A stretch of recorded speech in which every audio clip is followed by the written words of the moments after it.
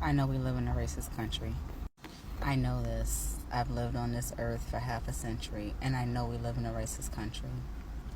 But white folks literally hate to see black joy. It's amazing how we could be minding our own fucking business, and y'all mad. Y'all mad. Nobody's being hurt. No one is dying. Everyone's laughing and joyful. But as soon as you see that, it's a problem. And I bet it's because you don't think we deserve to be happy. Hello guys, welcome once again to AfriPost. I hope wherever you are, you're having a great time. Now some whites have felt disillusionment because they're seeing blacks are succeeding at a higher rate. Formerly, it was never expected for blacks to succeed because the system that is in America was created such that only whites got better opportunities for success. If you look at the wealth gap and wealth disparity that exists in America, you are told that an average white family owns 10 times what is owned by an average black family. And that tells you the kind of disparity that exists in America. This disparity will affect almost everything. Because with poor finances, you have poor education, you have poor healthcare, and therefore you have anything and everything not working for you. So in recent years, we have seen blacks excelling, regardless of the problems that they have gone through. They are still able to rise and succeed. So some whites feel disillusioned because they are seeing, why is it that these blacks are succeeding, yet it is them who should be failing? I want you to watch this compilation of clips that I made, where some whites are kind of exposing their frustrations out.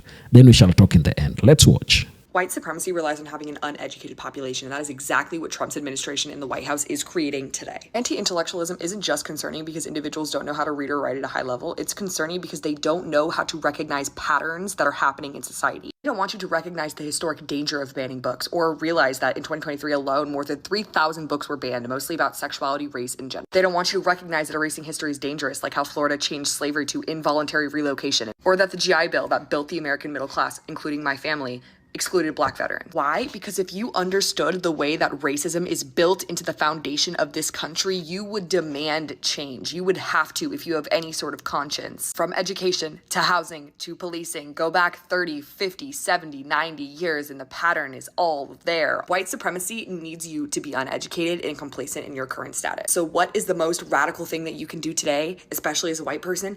Get educated, read a book, stop dismissing critical race theory as woke propaganda and actually look at the foundation of what we are saying, and you will literally be shocked. If you are a white person in America, you were groomed to be a racist. White women regularly uphold the systems of oppression that keep them in a marginalized position. As opposed to fighting for their own power, they cling to the power of the white men that they serve. We'll play damsel in distress. We'll infantilize ourselves in order to get other white women and to get men to come to our rescue, in order to get them to bulldog and bully and go after especially people of color.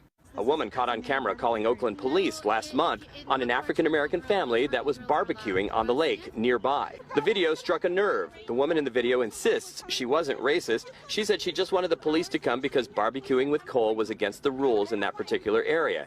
She collapsed in tears once the officer finally arrived. The Whiteness Studies reading list explores the historical development of white identity. Click the link in the bio to see the list. This is a message for the black community and those who support it. We are still resting, but there is a tide shift. For one, 47 is very confused as to why we are not taking to the streets. He doesn't understand it. He just knew that using tax dollars to tear up the Black Lives Matter street, that was going to do it.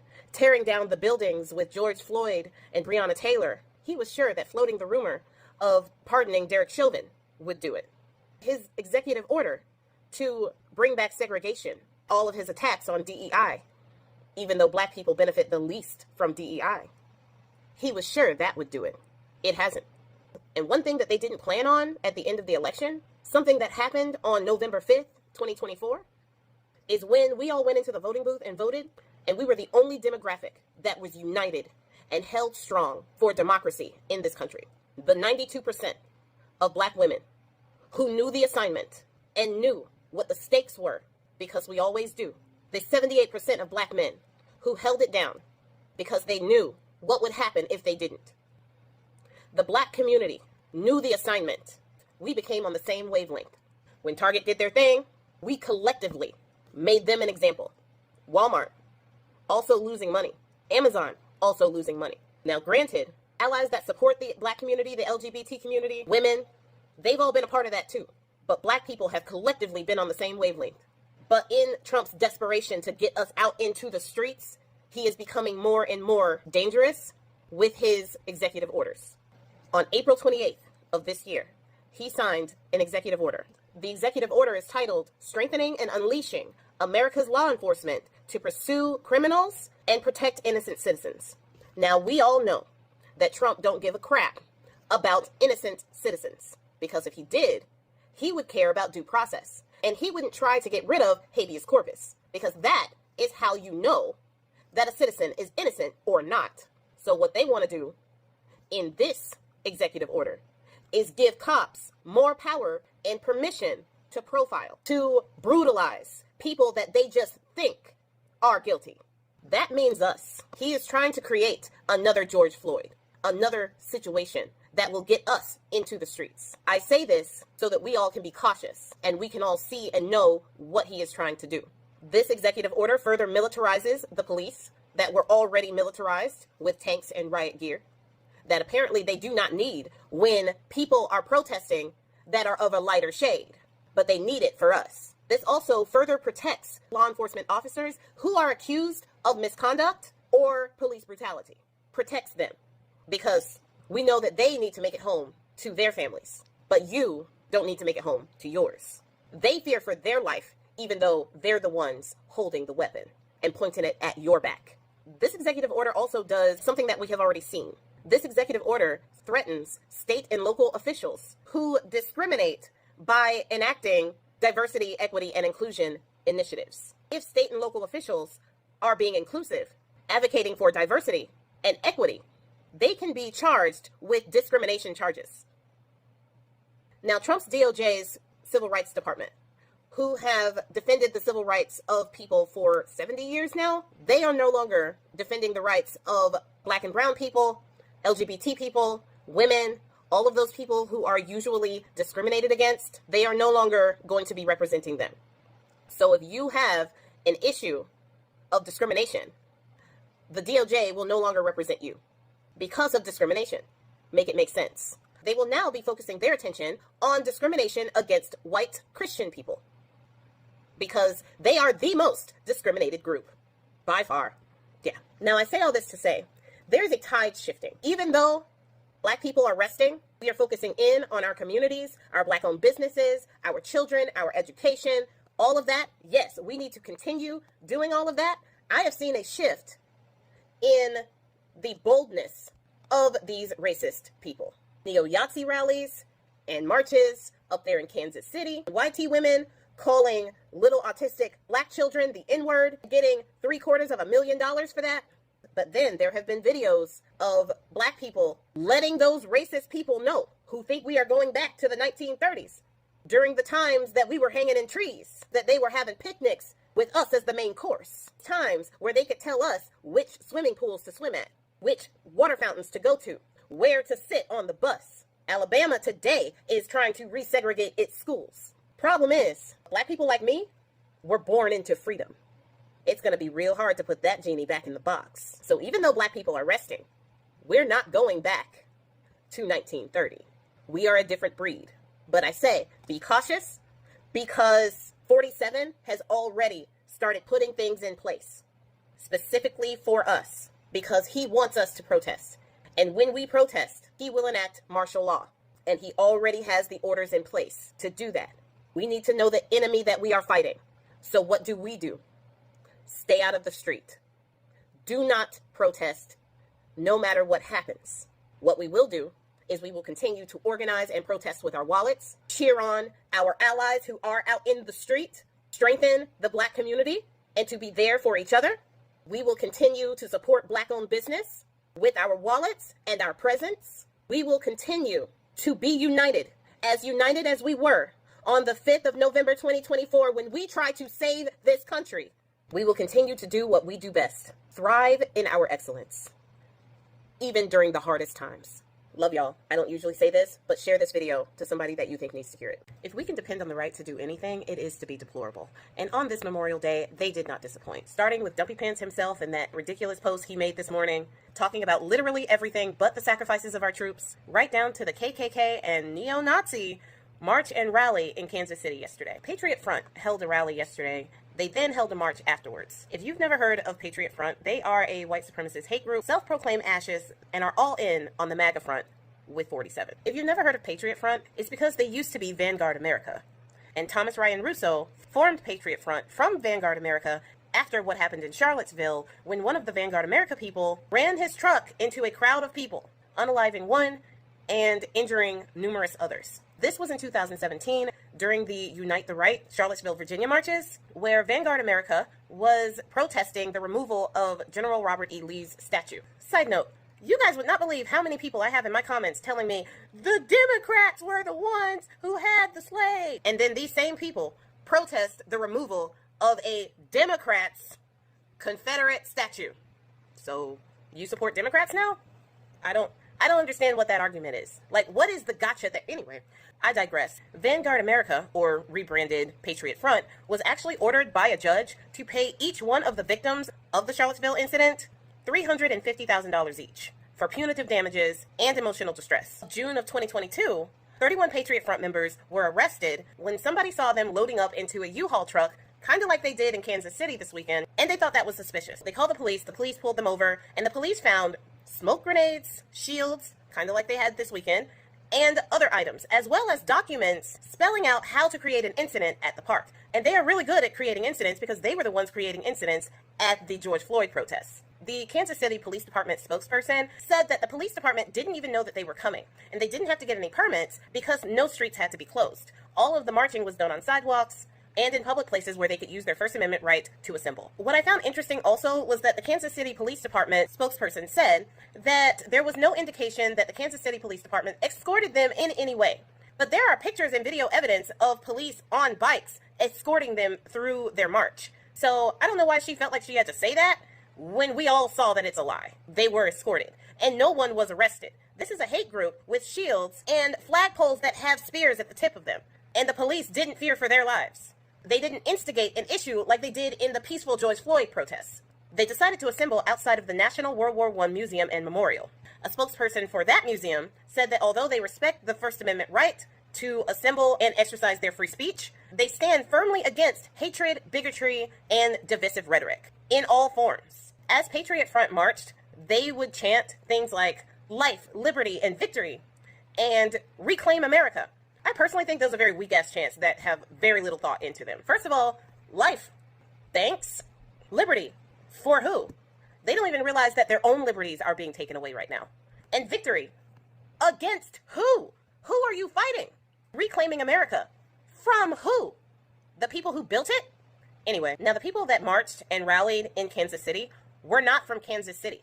Thomas Ryan Russo is from Texas. And there are a lot of people from a lot of different places, all with face masks and large glasses to obscure their identities. But they're not from Kansas City. So why are they in Kansas City? Apparently, Kansas City is a central theater for neo-Nazis. That is a central location that is important to their cause. Kansas City also has a black mayor. And November 11th of 2022, they went to Kansas City and they handed out food and blankets to the homeless. And in these brown bags that they were handing out to these people, there were recruitment flyers for their cause. That's concerning because they're trying to recruit the people who feel as if they have been forgotten. I think this is a lesson for the Democrats in the area, the mayor of Kansas City, and of other cities around that have a high homeless rate. Y'all need to start putting more money into helping the homeless, because if you don't, you might be helping with recruitment for these hate groups. Forgotten people are easy to radicalize. People who feel as if the government is against them are easy to radicalize. And if those people have nothing to lose already, that can be dangerous for you. I really wish these cities would pay more attention to their homeless, especially because a lot of the homeless are veterans and people who have sacrificed for this country. And we tell them thank you for your service and leave them on the streets. Black people cannot be racist towards white people in America, and there's many reasons for that. You cannot experience racism when you are the sole benefactor from a system of oppression that then turned into an apartheid system where you own a specific group of people in said country and then you systematically oppress those people for over 250 years. But since many of you don't understand definitions and understand the use of terminologies, let's do a breakdown of what racism means in America for all groups of people. Power dynamics are central to racism.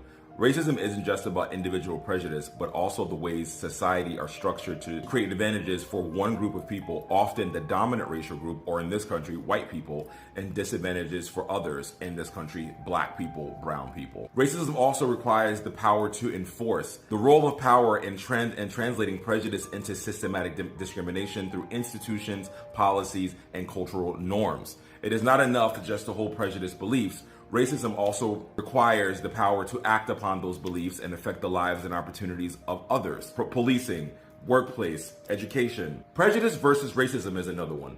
Prejudice, anyone can be prejudiced. I can be prejudiced. Black people can be prejudiced. Asians can be prejudiced. Latinos can be prejudiced. But prejudice is simply negative attitudes or beliefs about a person or a group, often based in stereotypes. Racism is prejudice plus power to act on it and impact the lives and opportunities of others, creating a systematic disadvantage. There's a difference between holding prejudice and biases and being racist. Who can be racist? According to this definition and many definitions, racism is tied to systems of power. Therefore, individuals who are part of historically and currently dominant groups, often white people in many Western countries like our own, are more likely to be in positions to enact racism. Any group under the person of color umbrella can hold prejudiced beliefs. However, we lack the systemic power to enact racism on a broad scale upon white people. Let's give some examples of powers of racism.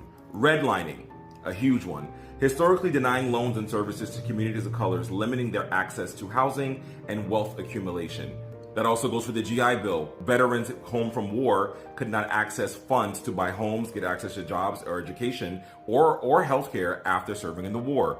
Disproportionate incarceration rates are higher arrests and incarceration rates for people of color, especially black people, due to systemic biases in policing and the justice system. Lack of diversity in positions of power, hence why DEI was invented.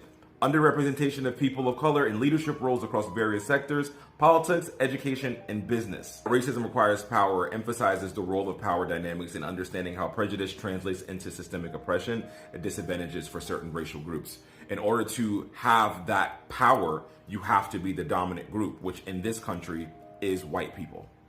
And while you may feel that people coming online and saying things like, oh, I dread working with white women, or white people stink, or white people don't wash, or I can't stand white people, while those statements may hurt your feelings, they're not racist.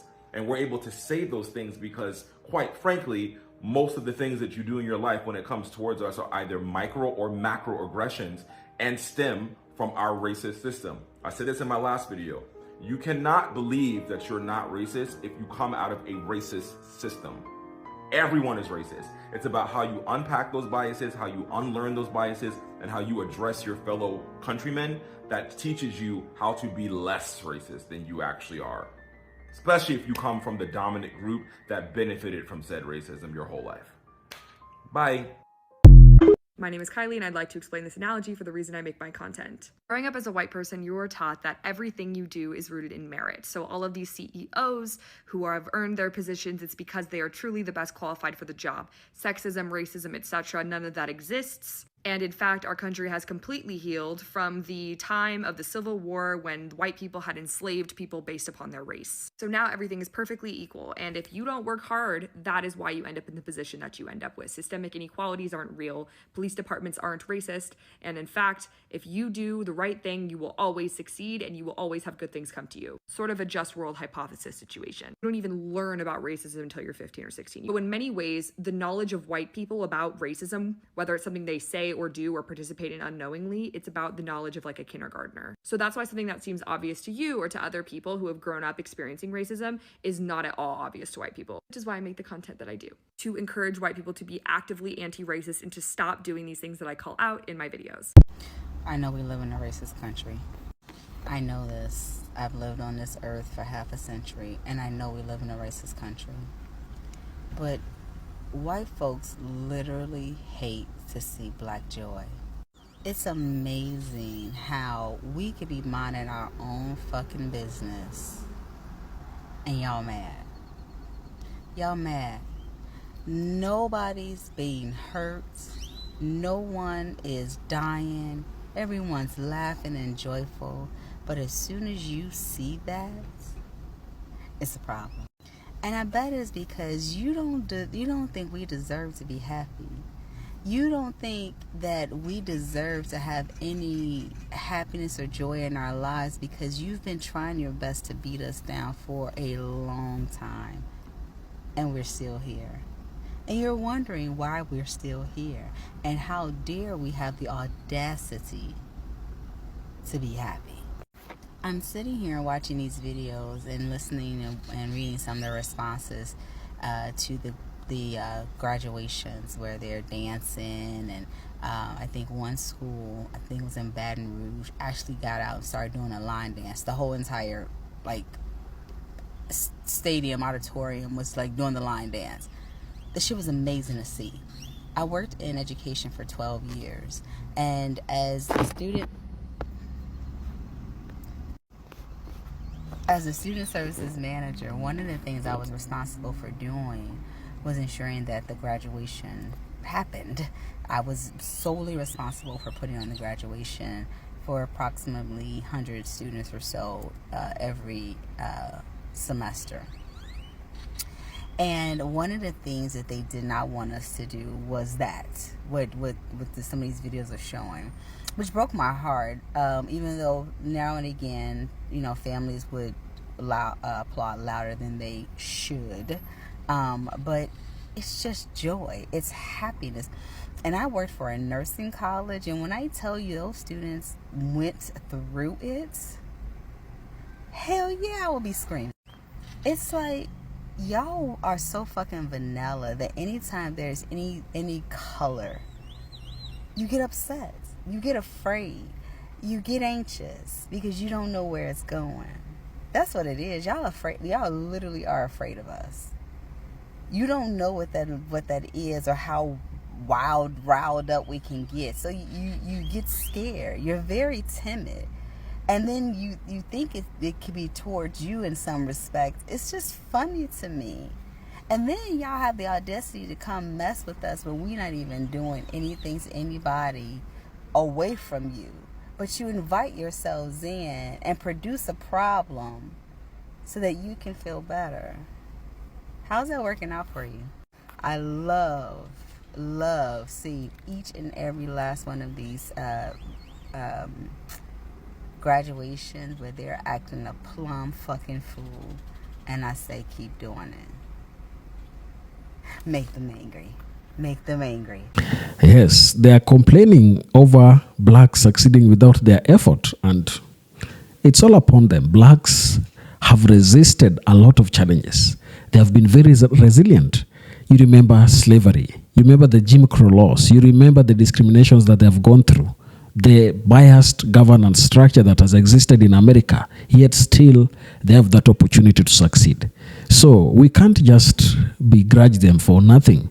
They have worked their ass off. The disillusionment some white Americans feel in response to increasing instances of black excellence is rooted in a perceived disruption of their social and racial hierarchies that have historically privileged whiteness. For centuries, white identity in America was constructed in opposition to blackness, with whiteness associated with superiority, intellect, and success, and blackness often tied to inferiority and subordination. As more black Americans achieve prominence in academia, business, and politics, entertainment, and other fields, it challenges long-held beliefs about natural racial order. For individuals whose sense of identity or value has been intertwined with racial dominance, this disruption can be psychologically disoriented and provoke defensive reactions. Much of the resentment and jealousy stems from what sociologists call relative deprivation, the belief that one group is losing out on resources, respect, or opportunities that others, in this case black Americans, are gaining. This feeling is intensified when white individuals perceive that black success has come at their expense, particularly in areas such as college admission, government contracting, or corporate hiring practices that include affirmative action or diversity programs have existed. While these measures are designed to correct historical and systemic imbalances, they are often interpreted by some whites as reverse discrimination, igniting frustrations that their privilege are being eroded in favor of others who were once marginalized. Another contributing factor is the cultural dominance of Black excellence, particularly in entertainment, sports, and social media, where Black achievements are increasingly celebrated and given global visibility. Figures like Beyonce, LeBron James, Oprah Winfrey, and Barack Obama not only symbolize success, but also cultural influence that rival or even suppress white counterparts. For those raised to believe in the supremacy of white culture, the normalization of Black excellence can provoke a sense of cultural displacement. This is especially true for individuals who lack exposure to diverse communities and have been taught, either implicitly or explicitly, that their racial identity entitles them to a superior position in the society. The rise of Black excellence also challenges the deeply ingrained American myth of meritocracy, the belief that success is solely the result of hard work and talent, rather than influenced by race, class, or systemic barriers. When Black individuals succeed despite historical and ongoing discrimination, it reveals that success is not necessarily tied to whiteness or the traditional path once thought to guarantee it.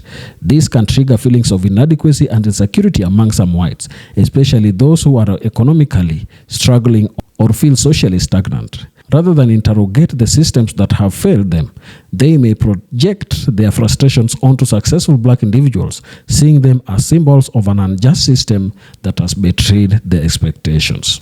Ultimately, the rage and jealousy some white Americans feel towards Black excellence highlights the lingering effects of white supremacy and entitlement in American culture. It reflects not just discomfort with Black success, but with the shifting societal norms that no longer center whiteness as the default standard. The challenge moving forward is to reframe the narrative so that Black excellence is not seen as a threat, but as an affirmation of a more just, inclusive, and dynamic society. This will require cultural humility, honest reckoning, and history and willingness among all Americans to redefine success as something not rooted in racial comparison, but in collective progress. There you have it. Blacks, you are free to succeed without any hindrance, because for years, many of you have faced a lot of challenges and no one was able to respond to the cries that you had. So when you are succeeding through your strength and your resilience, let no one come complaining.